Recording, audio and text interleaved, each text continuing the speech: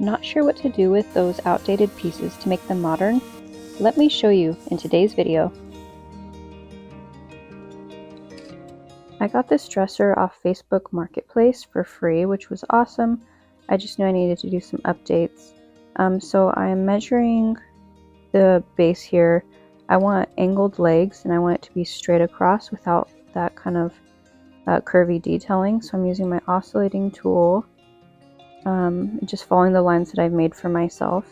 This wood was super tough, and so when it pinches there in the corner, it's actually smoking a little bit, so I had to kind of like back off sometimes and go again.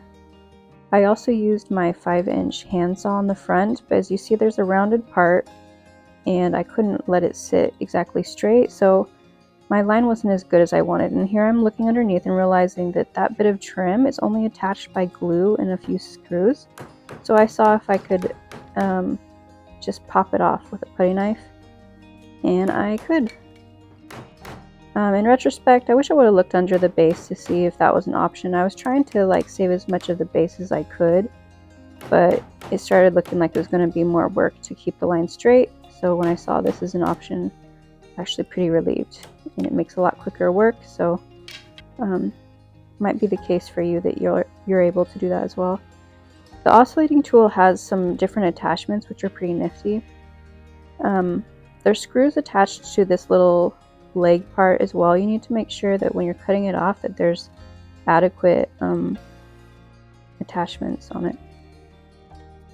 I'm spraying with TSP, and you can get these brushes just at the Dollar Tree. You want to get into those little dips and curves.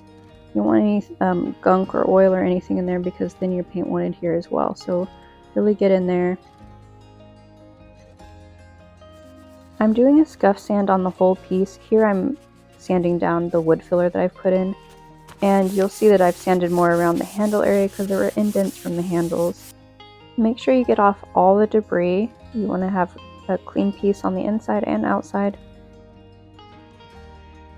For the trim on the top drawer fronts that I do, I picked up about 36 feet. I had to kind of calculate how much I would need, and I'm cutting them to 6-inch increments because that was the width on the face that I'm going to be putting them beside each other.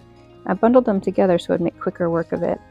I'm scuff sanding as well. I originally was going to use paint strip on the fronts, but I thought this would be some more detail to the piece and kind of give it a little more variety. So I started on the middle of the drawers. You might want to start on the edge. I kind of found out that I probably would have been better off starting on the edge because you have a flat line to guide yourself. And then I'm putting a little piece between them. It's just 2 popsicle sticks taped together because I just wanted a teeny little bit of space, and you can get whatever you'd like for more spacing if you want, or if you want them just exactly beside each other, you won't need any spacer at all. I'm using a nail gun, a Stanley brand, and it's super user friendly. It does staples and nails. It's plug-in, so you don't have to worry about the charger. But it was actually pretty fun doing this part. I'm pushing on the top of the Stanley nail gun because that will push the nail in further, and you can wood fill all these, but you can't do anything with wood filler if the nail is sticking out. Here I'm hammering in any pieces that didn't go in as good as they needed to, the nail heads, with a flat tip screwdriver and a hammer, and then doing wood filler here on all the indents. And it matched the wood so good that after I sand it here, you could not even tell. So if you want to stain the drawer fronts, if you want to like sand the whole drawer fronts before you put the little wood pieces on and then nail these down, look, you can't even see the wood filler hardly at all. And so you could stain these, you could do a color wash, which I thought about different options, and eventually just stuck with painting them all.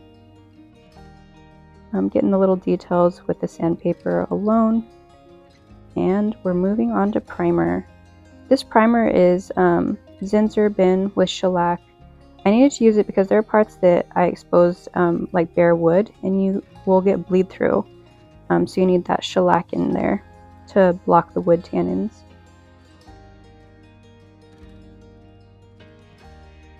When I do the fronts, I use the roller with very little primer on it so that I don't get globs all over the ridge. You can tape it off if you want. This is just a bit of a time saver, but you gotta be careful when you're doing it to only have a little bit of paint on the roller on the fronts.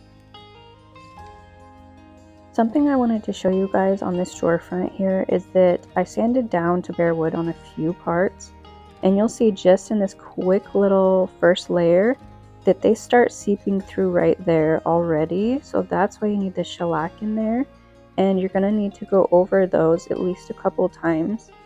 Here's round number 2 of the primer. It dries really fast, so usually there's texture after you use this type of primer, so I'm sanding it down here. Just a light sanding everywhere and then cleaning up.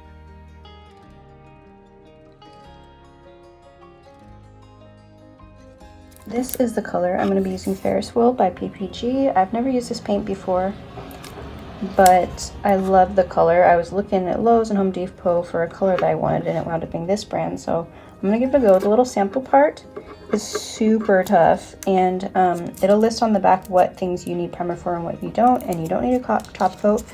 But the dresser has laminate and real wood and places I've sanded down, so I needed to use the bin shellac primer. But I want to show you some other colors as well.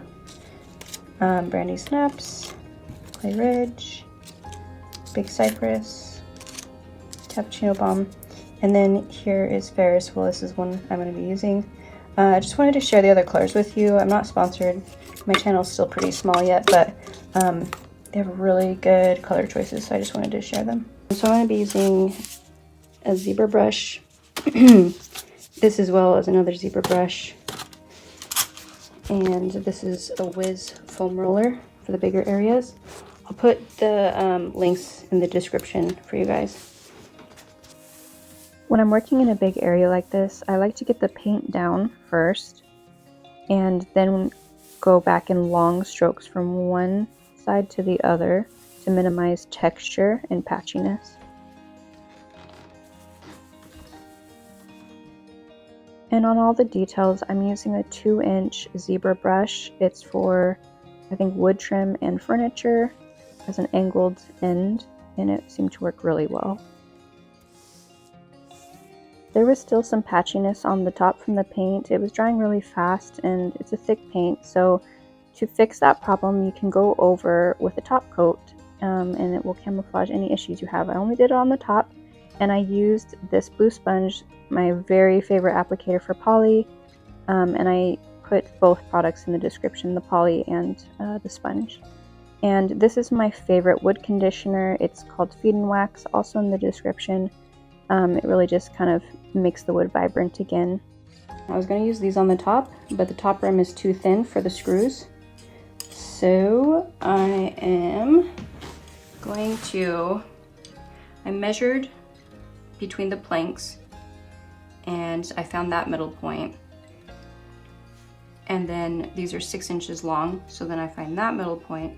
So there's where I'm going to put my screw for these handles instead, which luckily I had on hand. So I'll save these for another project and definitely use them, but this will still be a nice sleek look, so we're gonna go with that. I just need to drill holes, and I'm gonna have to get an extra long screw to go through because now with the planks on there, you know, it's kind of beefy. One tip I want to give is if you're worried about cracking the wood or chipping the wood or flaking the wood, you can put a piece of tape down, but what I prefer doing is getting a skinny drill bit first to make a pilot hole, because that's less likely to break the wood or make it flaky. I don't want any splinters or anything. So, and then get the size that you need and then go, and it will do a lot better.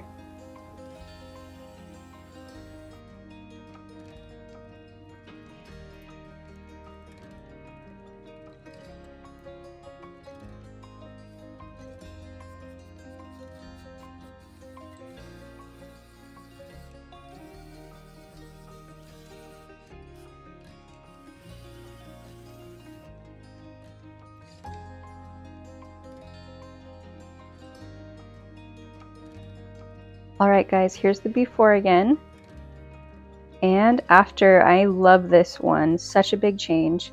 Thank you guys for watching and for your support. Don't forget to subscribe and click the bell to get alerts every time I post a new video. And let me know what you think down in the comments. See you guys next time.